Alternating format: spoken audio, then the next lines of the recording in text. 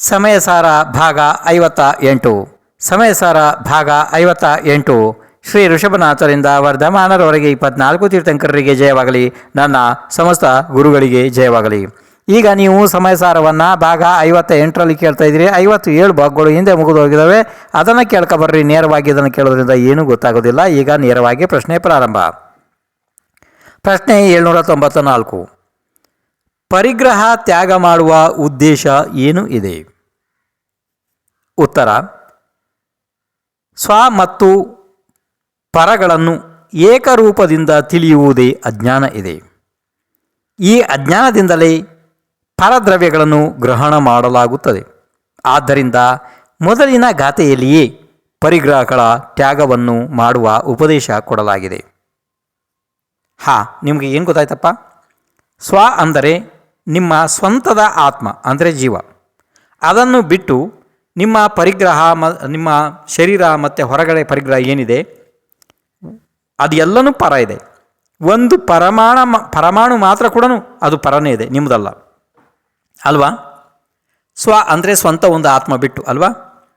ಸ್ವಪರಗಳನ್ನು ಏಕರೂಪದಿಂದ ತಿಳಿಯುವುದು ಅಂದರೆ ನಾವೇನು ತಿಳಿತೀವಿ? ಈ ಶರೀರ, ಮನೆ, ಈ ಹೊಲ, ಕಾರ್ಖಾನೆ, ಅದು ಇದು ಎಲ್ಲನೂ ನಮ್ಮದು ಅಂತ ಹೇಳಿ ನಾವು ತಿಳಿತೀವಲ್ಲ, ಆ ರೀತಿ ಇಲ್ಲ. ಸಂಪೂರ್ಣ ಸುಳ್ಳಿದೆ ಇದು. ಯಾಕೆ? ಅದು ನಮ್ಮದು ಯಾವತ್ತಾಗಕ್ಕೂ ಸಾಧ್ಯ ಅಲ್ವಾ? ಅದು ಬೇರೆ ವಸ್ತು ಇದೆ. ಇಲ್ಲಿ ಇನ್ನೊಂದು ಸಲ ಕೇಳ್ರಿ. ಸ್ವ ಮತ್ತು ಪರಗಳನ್ನು ಏಕರೂಪದಿಂದ ತಿಳಿಯುವುದೇ ಅಜ್ಞಾನ ಇದೆ. ಅಜ್ಞಾನದ ಪರಿಭಾಷೆ ಎಷ್ಟೊಂದು ಸುಂದರವಾಗಿದೆ ನೋಡ್ರಿ ಅಲ್ವಾ? ಇಷ್ಟು ಸಣ್ಣ ಇದೆ ಇದು, ಆದರೂ ಕೂಡ ಇದನ್ನು ತಿಳಿಯುವುದು ಎಷ್ಟು ಕಠಿಣ ಇದೆ ಅಲ್ವಾ? ತಿಳಿತದೆ ನಮಗೆ, ಆದರೆ ಮಾನ್ಯತೆ ಬರುವುದಿಲ್ಲ ಅಲ್ವಾ? ಇನ್ನೊಂದು ಸಲ ಕೇಳ್ರಿ. ಸ್ವ ಮತ್ತು ಪರಗಳನ್ನು ಏಕರೂಪದಿಂದ ತಿಳಿಯುವುದೇ ಅಜ್ಞಾನ ಇದೆ. ಈ ಅಜ್ಞಾನದಿಂದಲೇ ಪರದ್ರವ್ಯಗಳನ್ನು ಗ್ರಹಣ ಮಾಡಲಾಗುತ್ತದೆ. ಇಲ್ಲದಿದ್ದರೆ ಏಕೆ ನಾವು ಪರದ್ರವ್ಯಗಳನ್ನು ಗ್ರಹಣ ಮಾಡ್ತೀವಲ್ವಾ? ಆದ್ದರಿಂದ ಮೊದಲಿನ ಗಾಥೆಯಲ್ಲಿಯೇ ಪರಿಗ್ರಹವನ್ನು ತ್ಯಾಗ ಮಾಡಲು ಹೇಳಿದ್ದಾರೆ. ಇನ್ನು ಮುಂದೆ ಪ್ರಶ್ನೆ 795. ಜ್ಞಾನಿಗೆ ಪರದ್ರವ್ಯಗಳಲ್ಲಿ ಸಮತಾಭಾವ ಹೇಗೆ ಇರುತ್ತದೆ? ಗೊತ್ತಾಯಿತು ಪ್ರಶ್ನೆ. ಈಗ ಇದಕ್ಕೆ ಉತ್ತರ ರೂಪವಾಗಿ ಆಚಾರ್ಯ ಶ್ರೀ ಕುಂದಕುಂದರು ಸಮಯಸಾರ ಮಹಾಶಾಸ್ತ್ರದ ನಿರ್ಜರ ಅಧಿಕಾರದ ಗಾಥಾ ಸಂಖ್ಯೆ 209 ಹೇಳುತ್ತಾರೆ. ಕೇಳಿರಿ. ಗಾಥಾ ಸಂಖ್ಯೆ 209 ಬೇಕಪ್ಪ ಈಗ ಅಲ್ವಾ? ಚಿಜ್ಜಧೂವ ವಿಜ್ಜಧೂವ ನಿಜ್ಜಧೂವ ಅಹವ ಜಾದು ವಿಪ್ಪಲಯಂ ಜಮ್ಮ ತಮ್ಮ ಗಚ್ಚದು ಸಹ ವಿಹುಣ ಪರಿಗ್ರಹೋ ಮಜ್ಜ. ಈಗ ಈ ಗಾಥೆಯ ಅರ್ಥವನ್ನು ಕೇಳಿರಿ.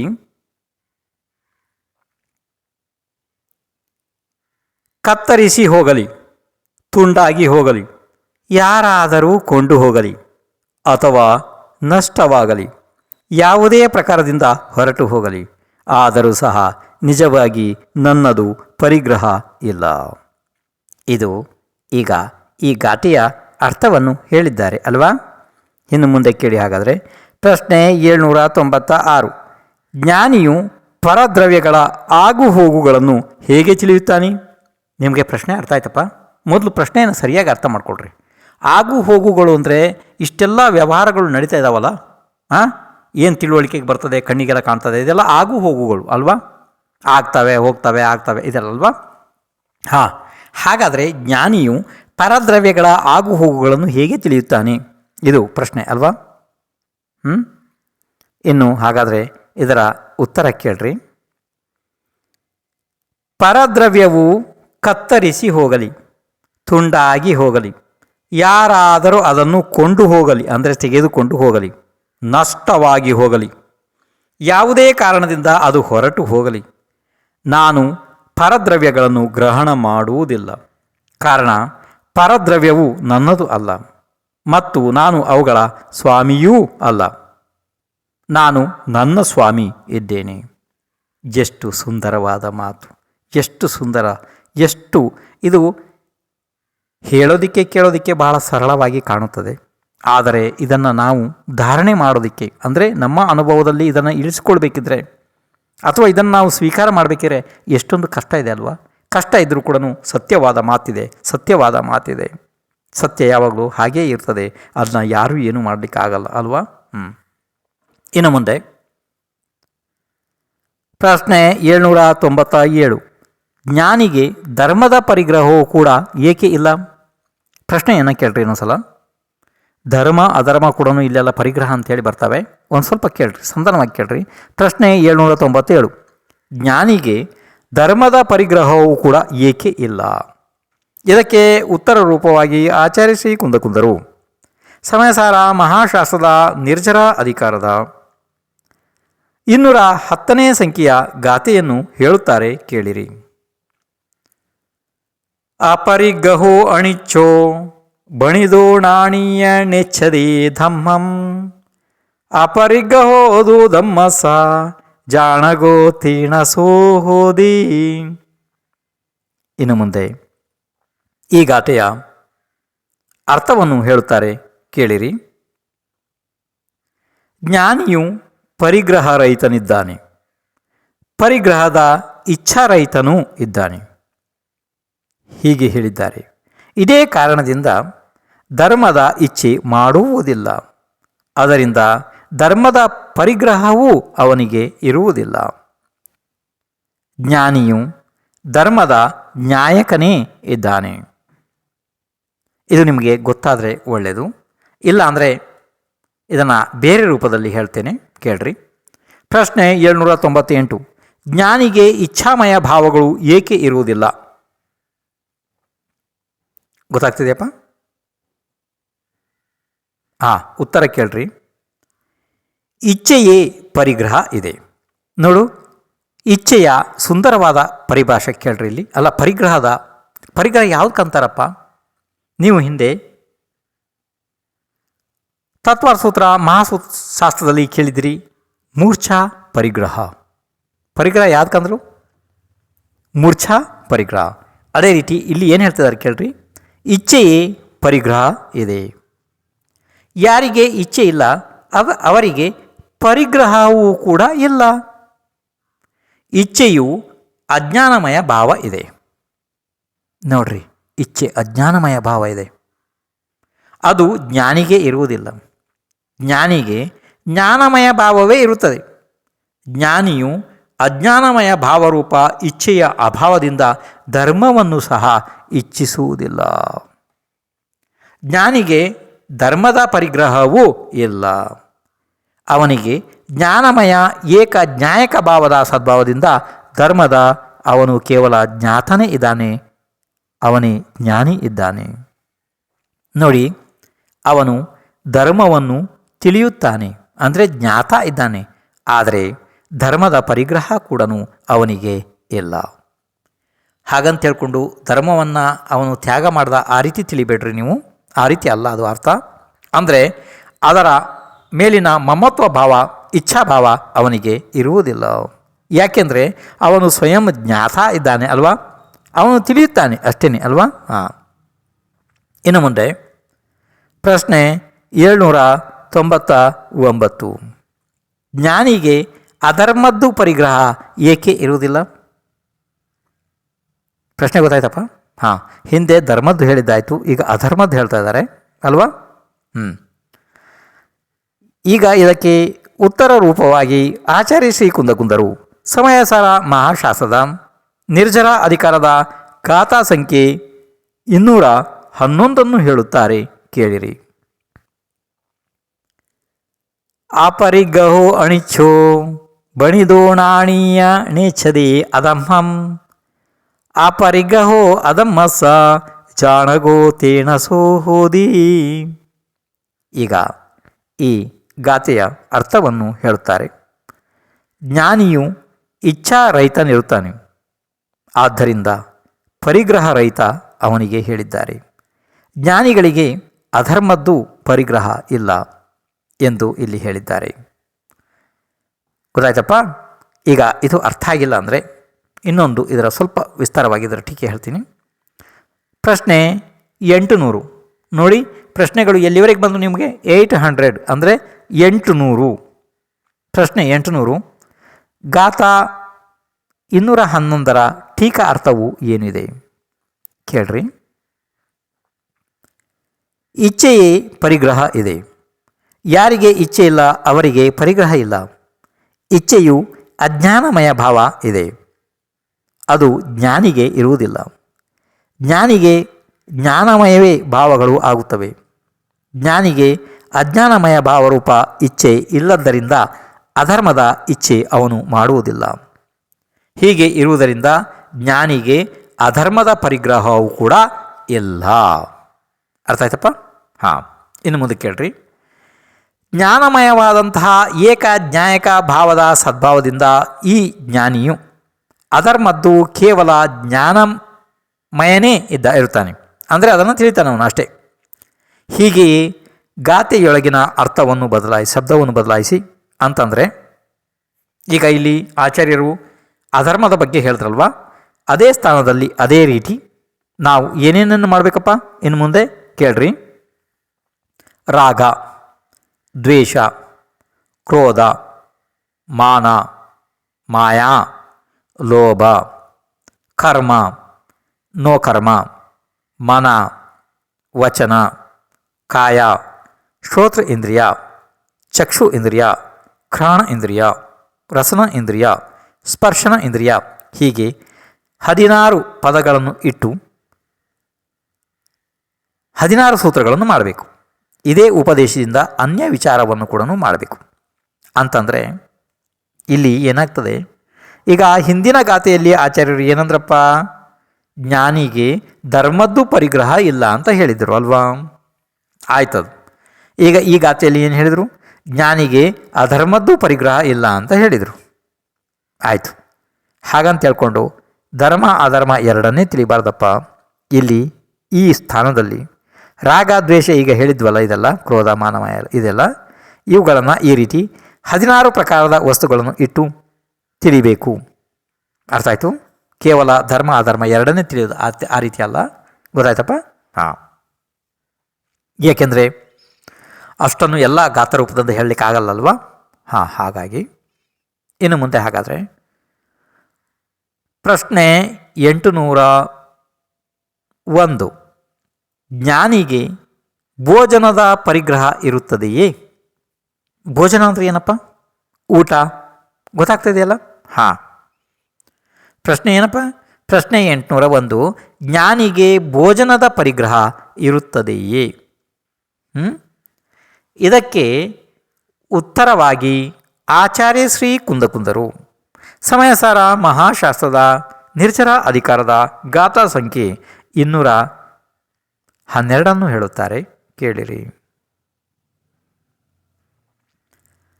ಅಪರಿಗ್ರಹೋ ಅಣಿಚ್ಚೋ ಬಣಿದೋ ನಾಣಿಯಣಿಚ್ಚದೆ ಅಸಣಂ ಅಪರಿಗ್ರಹೋದು ಅಸಣಸ ಜಾಣಕೋ ತೇಣಸೋ ಹೋದಿ. ಇದು ಅರ್ಥ ಆಯ್ತಪ್ಪ? ಹಾಂ. ಈಗ ಈ ಗಾಥೆಯ ಅರ್ಥವನ್ನು ಹೇಳುತ್ತಾರೆ, ಕೇಳಿರಿ. ಇಚ್ಛಾರಹಿತ ಇದ್ದವನೇ ಅಪರಿಗ್ರಹಿ ಇರುತ್ತಾನೆ ಎಂದು ಹೇಳಿದ್ದಾರೆ. ಮತ್ತು ಜ್ಞಾನಿಯು ಭೋಜನದ ಇಚ್ಛೆಯನ್ನು ಕೂಡ ಮಾಡುವುದಿಲ್ಲ. ಜ್ಞಾನಿಗೆ ಭೋಜನದ ಪರಿಗ್ರಹವೂ ಇರುವುದಿಲ್ಲ.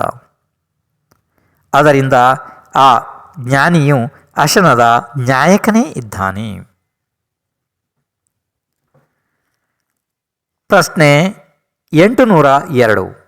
ಗಾಥಾ ಸಂಖ್ಯೆ 212ರ ಟೀಕೆಯ ಅರ್ಥವು ಏನು ಇದೆ? ಉತ್ತರ: ಇಚ್ಛೆಯೇ ಪರಿಗ್ರಹ ಇದೆ. ಯಾರಿಗೆ ಇಚ್ಛೆ ಇಲ್ಲ ಅವರಿಗೆ ಪರಿಗ್ರಹವೂ ಇಲ್ಲ. ಇಚ್ಛೆಯು ಅಜ್ಞಾನಮಯ ಭಾವವಿದೆ.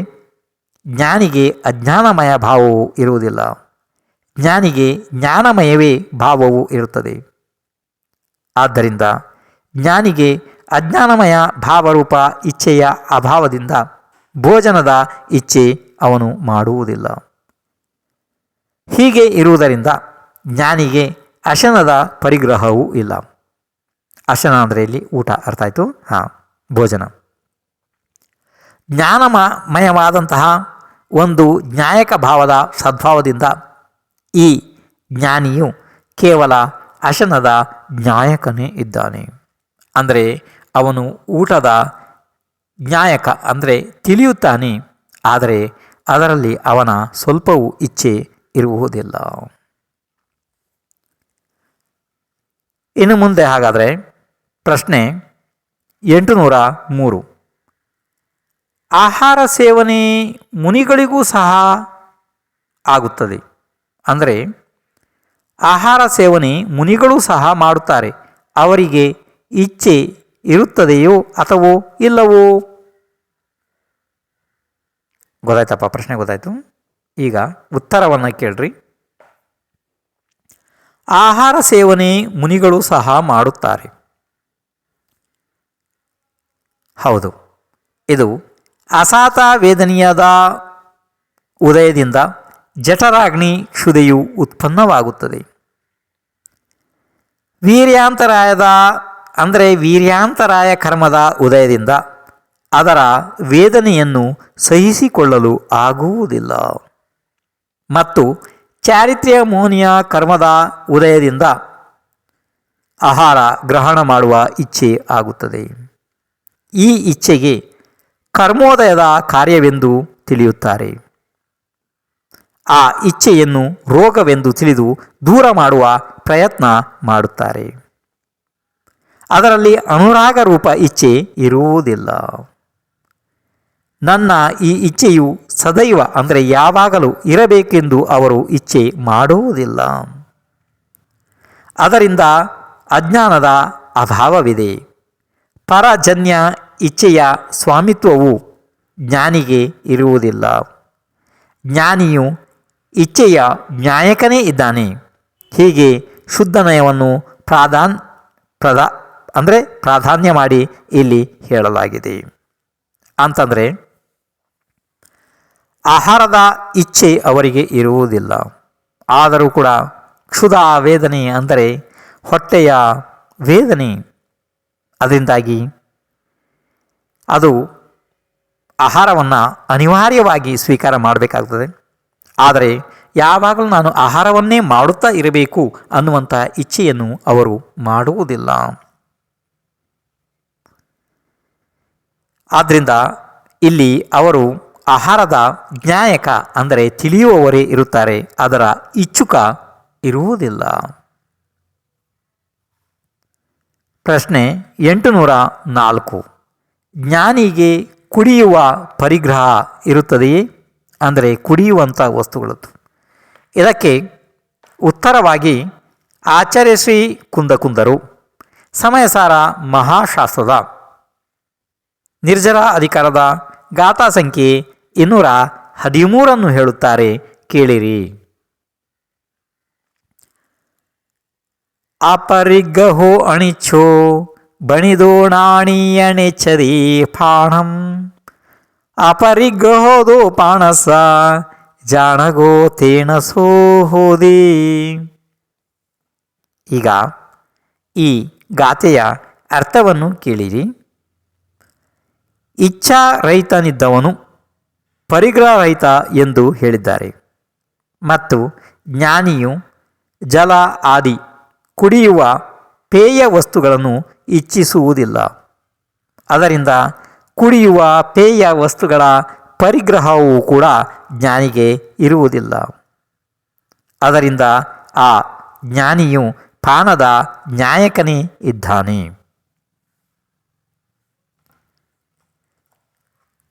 ಪ್ರಶ್ನೆ ಪ್ರಶ್ನೆ 805. ಗಾಥಾ 213 ಟೀಕೆಯ ಅರ್ಥವು ಏನಿದೆ? ಉತ್ತರ ಕೇಳ್ರಪ್ಪ. ಇಚ್ಛೆಯು ಅಜ್ಞಾನಮಯ ಭಾವವಿದೆ. ಜ್ಞಾನಿಗೆ ಅಜ್ಞಾನಮಯ ಭಾವವು ಇರುವುದಿಲ್ಲ. ಜ್ಞಾನಿಗೆ ಜ್ಞಾನಮಯವೇ ಭಾವವು ಇರುತ್ತದೆ.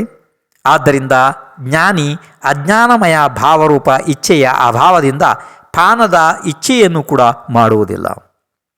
ಅದರಿಂದ ಜ್ಞಾನಿಗೆ ಪಾನದ ಪರಿಗ್ರಹವೂ ಇರುವುದಿಲ್ಲ. ಜ್ಞಾನಮಯವಾದ ಒಂದು ನ್ಯಾಯಕ ಭಾವದ ಸದ್ಭಾವದಿಂದ ಈ ಜ್ಞಾನಿಯು ಕೇವಲ ನ್ಯಾಯಕನೇ ಇದ್ದಾನೆ. ಇಲ್ಲಿ ನಿಮಗೆ ಅನೇಕ ಗಾಥೆಗಳು ಆದವು ಅಲ್ವಾ? ಧರ್ಮದ್ದು, ಅಧರ್ಮದ್ದು, ಊಟದ್ದು ಮತ್ತು ಕುಡಿಯುವುದು, ಇದು ಯಾವ ಪರಿಗ್ರಹವೂ ಕೂಡ ಅವನ ಇಚ್ಛೆಯಲ್ಲಿ ಇರುವುದಿಲ್ಲ. ಆದ್ದರಿಂದ ಅವನಿಗೆ ಅದನ್ನು ಪರಿಗ್ರಹ ಕೂಡ ಇಲ್ಲ ಅಂತ ಹೇಳಿದ್ದಾರೆ ಅಲ್ವಾ? ಹಾಂ, ಇದನ್ನು ಮುಂದೆ ಇನ್ನೂ ಮುಂದೆ ಹೇಳೋಣ. ಈಗ ಸಮಯ ಆಗ್ತದೆ, ನಾಳೆ ಬರ್ರಿ.